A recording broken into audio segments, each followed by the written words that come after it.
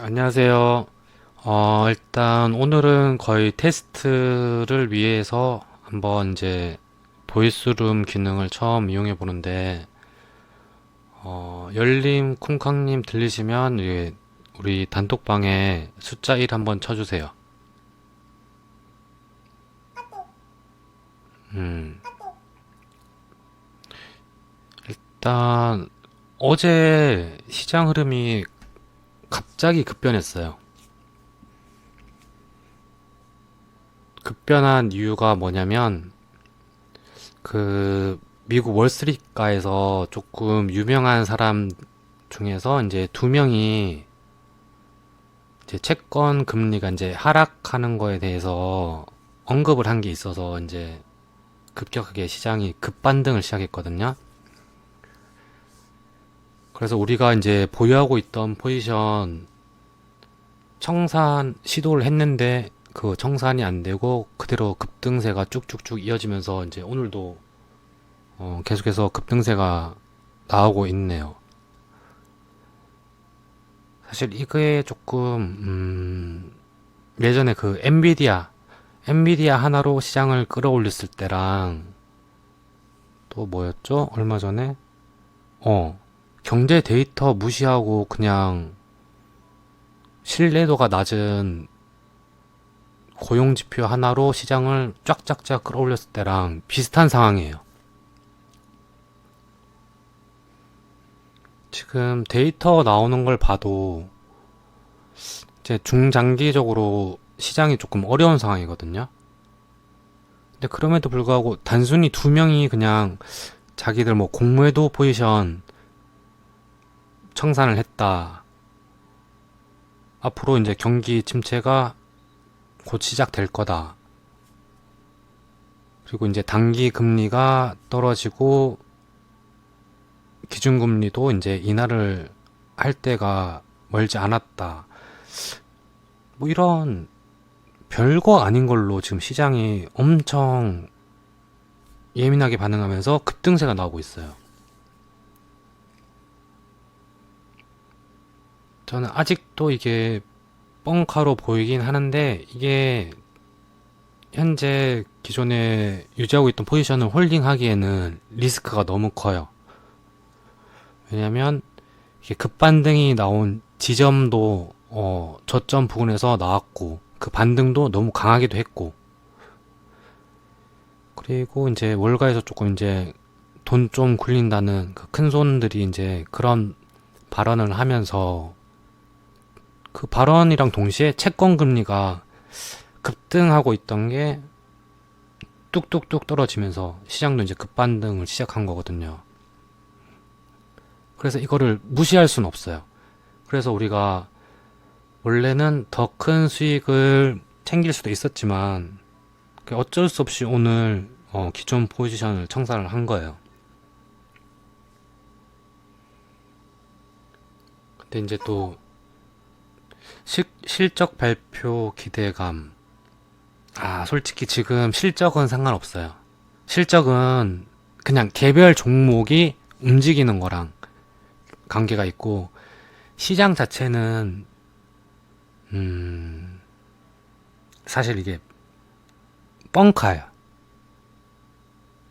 근데 뻥카인데도 이제 믿어줘야 되는 뻥카인 거예요. 이거를 모르겠어요. 그 카드 게임 하시는 분 있으실지 모르겠는데 상대방의 패를 보기 위해서는 나도 그 사람이 이제 베팅을 하는 만큼 따라가야지 그 사람의 패를 볼 수 있는 것처럼 지금 이 시장이 뻥카를 치고 있는데 그동안에도 뻥카를 계속 쳤었고 엔비디아 때도 그렇고 우리가 그때 10월 초에 물렸을 때도 하방 베팅했을 때 물렸을 때도 그렇고 뻥카예요. 뻥카인데 이거를 확인하기 위해서는 우리가 리스크를 감수해야 되는 거예요. 그래서 오늘 이제 기존에 계속해서 이제 하방으로 홀딩하고 있던 포지션을 청산을 한 거고 어제 오늘 사실 이제 시장을 이렇게까지 급반등을 시킬 만한 포인트는 없었어요.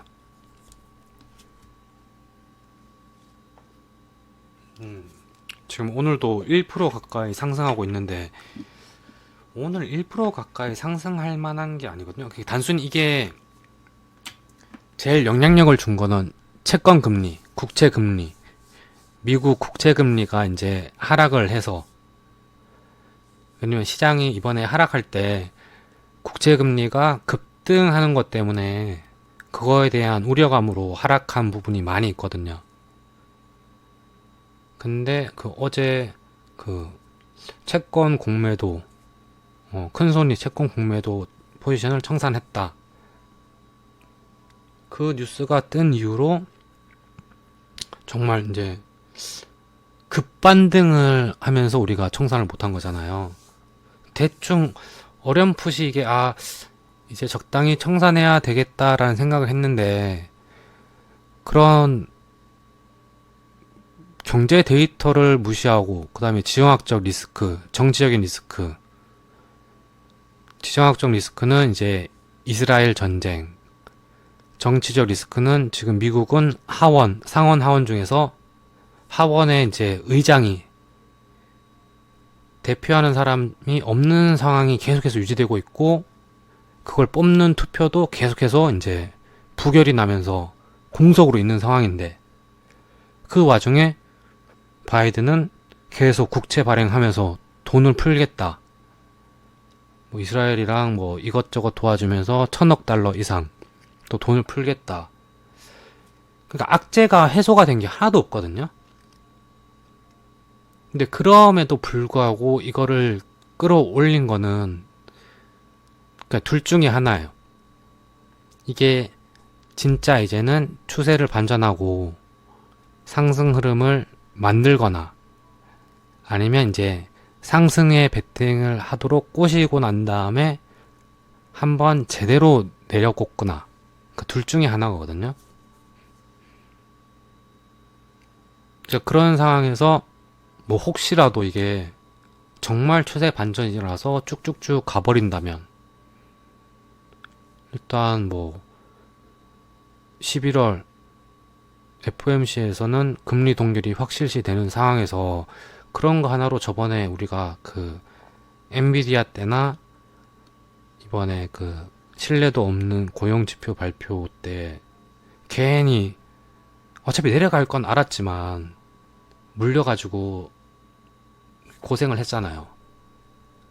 그래서 그거를 굳이 할 필요는 없다고 생각해서 그래, 여기서 그냥 그만하고, 오늘 우리가 어차피 단기 매매를 하니까 거의 데일리 매매, 장중 매매를 하는 거니까 오늘로만 봤을 때는 오전까지는 또 이제 국내 파생 흐름을 봤을 때도 하방에 베팅 해도 괜찮은 상황이었는데, 오후 지나고 난 다음부터는 이제 하방에 베팅할 수도 없는 상황에서 유지가 되다가, 아까 체결은 안 됐지만 일단은 단기적으로 다시 한번 상방을 봐야 되는 상황. 네, 그러한 상황이 됐네요. 일단 강아지가 짖어서 더 이상 못하겠는데, 일단 말씀드릴 내용은 다 말씀드렸어요. 지금 객관적인 지표나 데이터, 이슈들을 봤을 때는 시장이 여전히 하락할 가능성이 있지만, 우리가 이거를 급반등 나오는 상승세가 너무 강하게 나오고 있고, 앞으로 나올 데이터에 대한 확신도 없기 때문에 이거를 우리가 리스크를 계속해서 유지하기에는 부담이 있는 상황이었다. 이제 그렇게 생각하시면 돼요.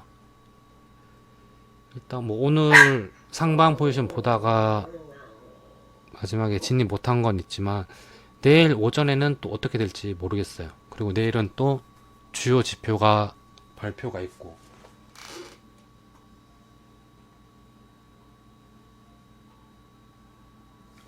그리고 이게 지금 국채금리 하락, 그러니까 국채금리가 상승하면서 시장이 하락했고, 국채금리가 이제 하락하면서 시장이 상승되고 있는 거는 맞는데, 이걸 그냥 있는 그대로 받아들이기는 솔직히 어 당위성이 부족해요. 명분이 너무 부족해요. 어제 그 채권 공매도 포지션을 청산하면서 이제 얘기했던 게 뭐냐면 경기 침체가 이제 온다. 경기 침체가 오는데 주식시장이 올라간다? 이거는 조금 어불성설이거든요. 일단 단기로 봤을 때는 국제금리가 급등하면서 시장이 무너졌던 게 국제금리가 다시 이제 좀 빠지면서 정상 수준으로 올라간 그런 상황이에요.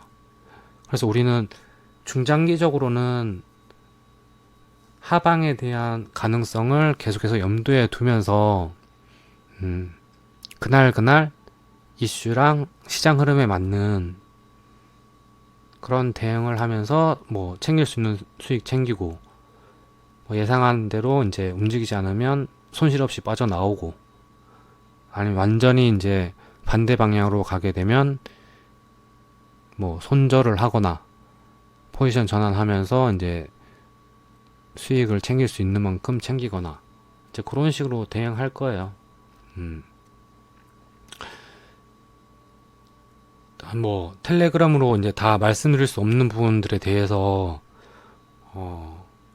이게 뭐 매일매일 이렇게 보이스룸을 하진 않을 건데 뭔가 특별히 짚어줘야 될 상황이 있을 경우에 그럴 때는 이렇게 앞으로도 이제 보이스룸 통해서 할 거고 이게 조금 뭐 정형화가 되고 자리가 잡게 되면 저쪽에 이제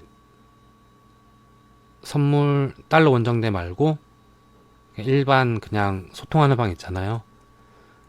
거기에다가 또 이제 요거 보이스룸 거기서 이제 진행을 할 예정이니까 일단 그 부분 참고하시면 될 것 같고 뭐 혹시나 지금 뭐 거래되는 거나 시장 흐름에 대해서 궁금하신 부분 있으면 지금 카톡방에 남겨주세요. 그러면 제가 뭐 답변 드릴 수 있는 부분은 바로 답변 드리도록 할게요.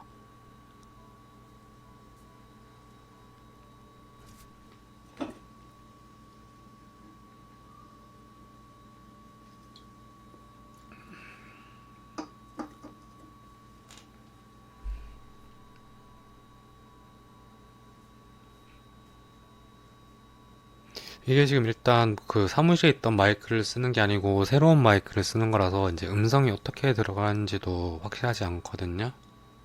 어, 그러니까 뭐 내일 특별한 일 없으면 지표 발표 지표가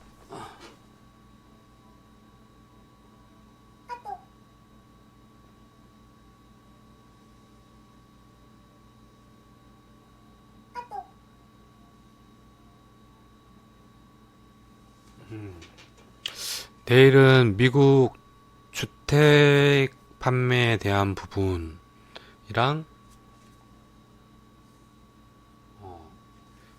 캐나다 그 기준금리 예전에도 말씀드렸는데 캐나다가 의외로 조금 미국 기준금리 판단하는데 영향을 끼쳐요. 근데 캐나다가 뭐 만에 하나라도 인하를 하게 되면 시장은 이제 급등을 할 거고 뭐 동결하면 그렇게 큰 영향력이 없을 것 같긴 한데 일단 그 부분도 생각해야 되고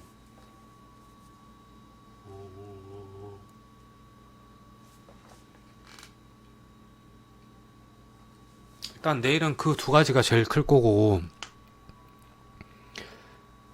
이스라엘이랑 하마스 이거는 너무 솔직히 이제 예측 불가라서 저는 제가 생각하는 거는 쉽게 종결이 안 될 것이다. 뭐 인질 풀어주고 하면서 약간의 소강 상태가 오긴 했지만 이게 절대 쉽게 해결될 수 없는 문제라고 보거든요. 지금 민간인 사상수도 엄청 많고 그리고 이건 종교적인 문제도 있고 뭔가 미국을 기준으로 한 미국 우방과 뭐 러시아, 중국, 그 미국을 제외한 나머지 나라들 간에 이제 조금 연합이 되는 구도가 만들어지고 있어서 쉽게 오히려 러시아 우크라이나 전쟁보다 이게 더 오래 갈 수도 있고 더 심각해질 수도 있다고 저는 보거든요. 그래서 그것 때문에 계속해서 이제 하방 포지션 물렸을 때도 계속해서 홀딩할 수 있었던 게 그런 부분도 있어요. 그래서 일단은 중장기적으로는 하방 가능성을 계속해서 염두에 두면서 그날 그날 시장 흐름에 따라서 이슈에 따라서 챙길 수 있는 수익 챙기는 전략으로 계속 대응하도록 하겠습니다. 더 이상 궁금한 거 없으시면 오늘은 조금 길게 했는데 내일부터는 한 10분, 15분, 한 길어도 15분 이내에 중요한 내용만 딱딱딱 정리해드리고 뭐 혹시나도 질문 있으신 부분은 답변해드리고 그렇게 이제 끊어가도록 할게요. 오늘도 고생하셨고 달러 원정대 시즌4 조금 아쉬운 부분도 있지만 일단 스타트가 나쁘진 않잖아요. 이번에는 조금 더 기간을 단축시키도록 노력해 보도록 하겠습니다. 네, 좋은 밤 되세요.